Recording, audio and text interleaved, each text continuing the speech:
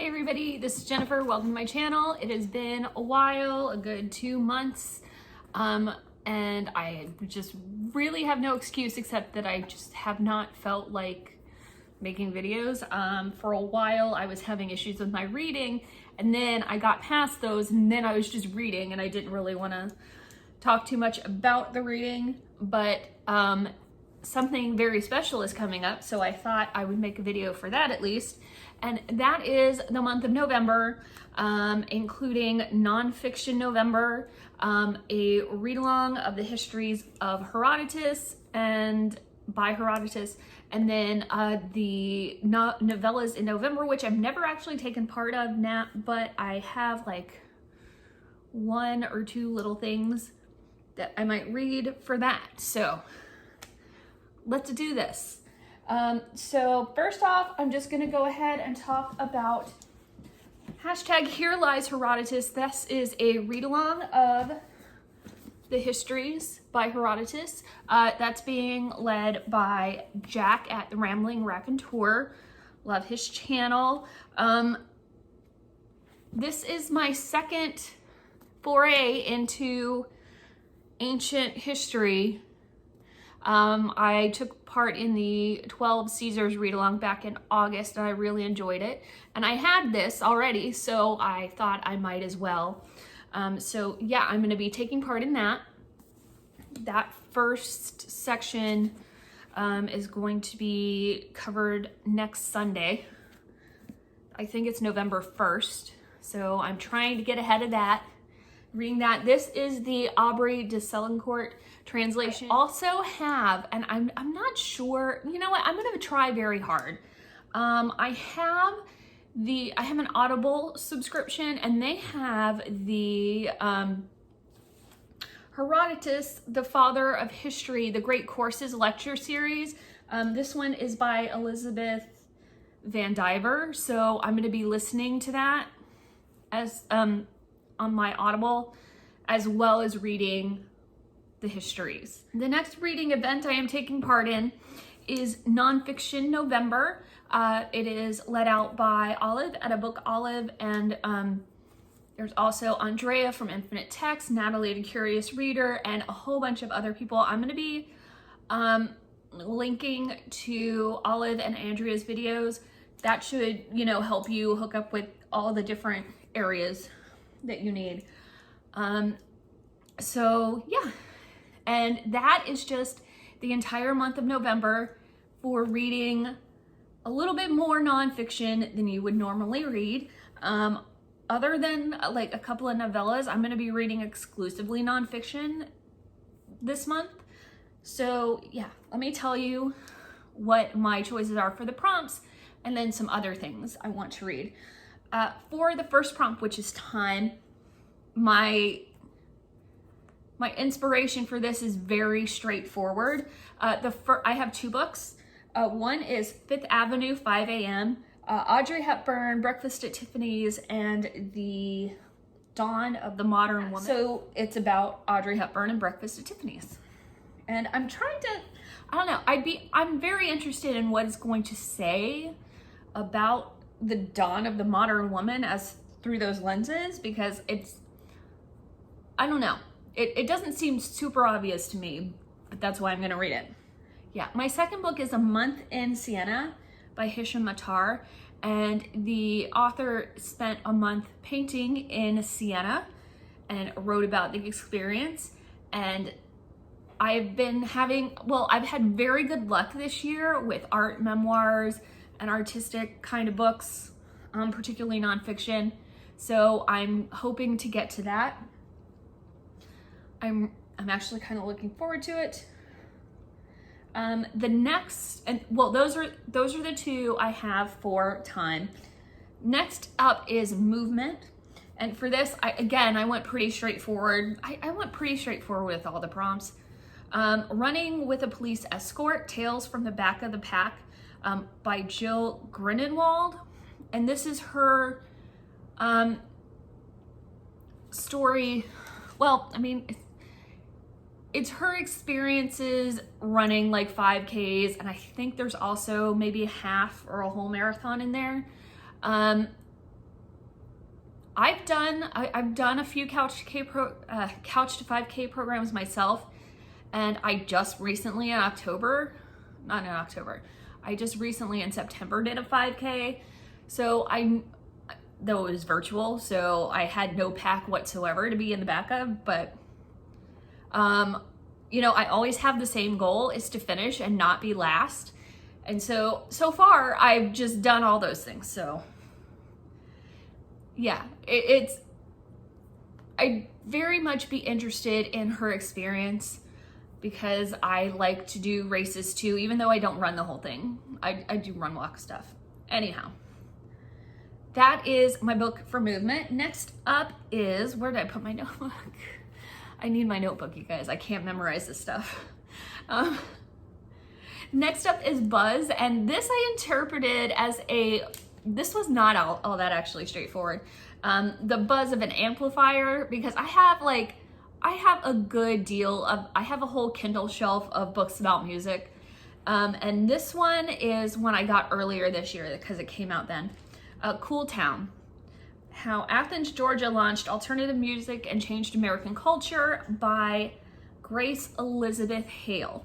And this has to do with B-52s, REM, the whole Athens, Georgia scene that started around, you know, I think it's the University of Georgia. I don't know. Like the early alternative, late 70s, early to mid 80s bands, like REM, the B-52s, and their influence on alternative music.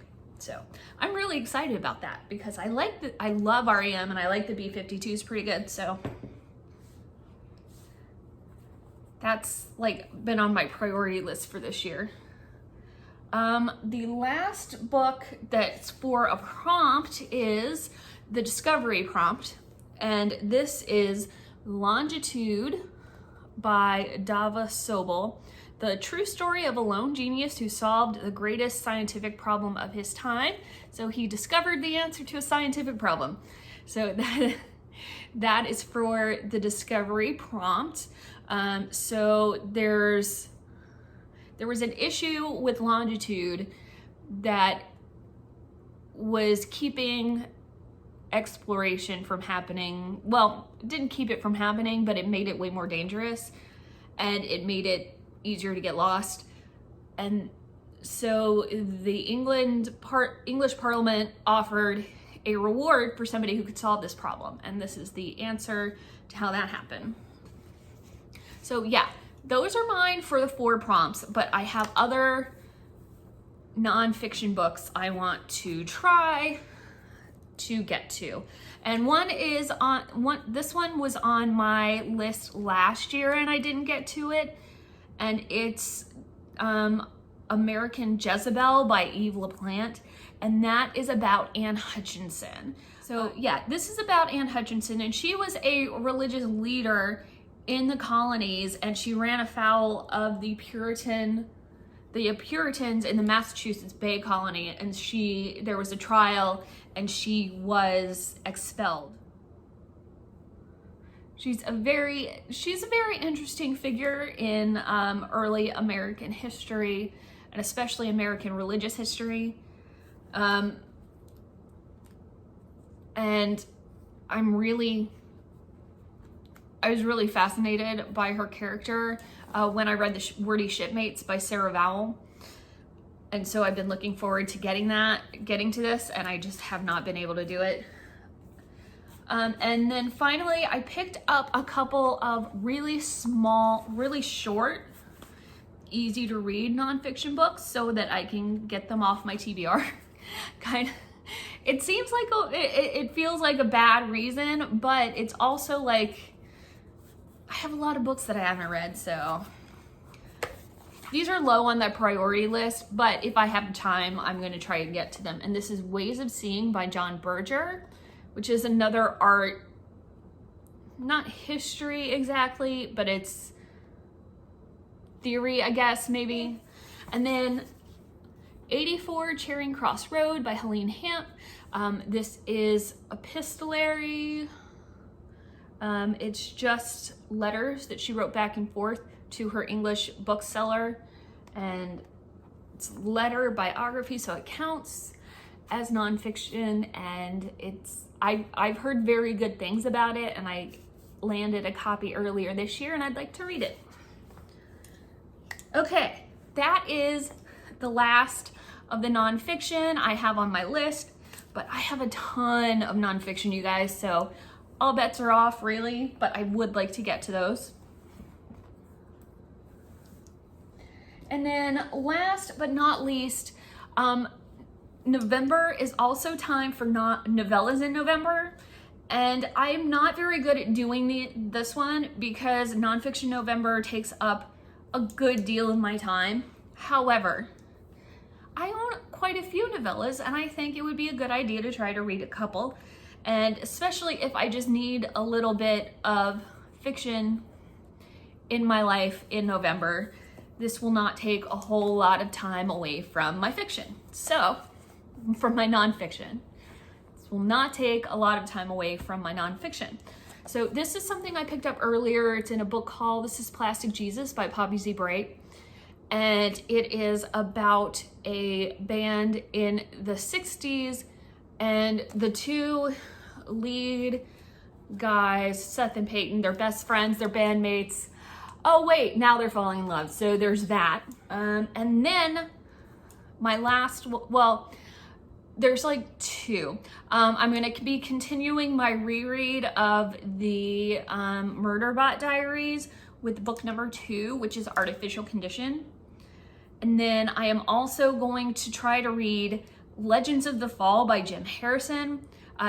This is the novella that the movie from 1994 with Brad Pitt and Aidan Quinn and Anthony Hopkins was based on. And Julia, what is her name? I know her name in the movie is Suzanne or Susanna or something. Julia Ormond, there we go, Julia Ormond. And that was my second favorite movie in 1994, right behind Interview with the Vampire, which also had Brad Pitt. So yeah, so that is what I'm reading in November. Quite a lot, but I am hoping for the most part to get everything that I'm currently reading done by the end of October. More on that in another video. And yeah, it's time for November and all the good November reading. That's all for now. Hopefully there will not be another 2 months before I make another video. But that is what I'm reading for Nonfiction November and Novellas in November. And then there's Herodotus. All right, let me know what you're reading in November and if you're taking part in any like reading events or challenges. Have a nice day, everybody. Bye.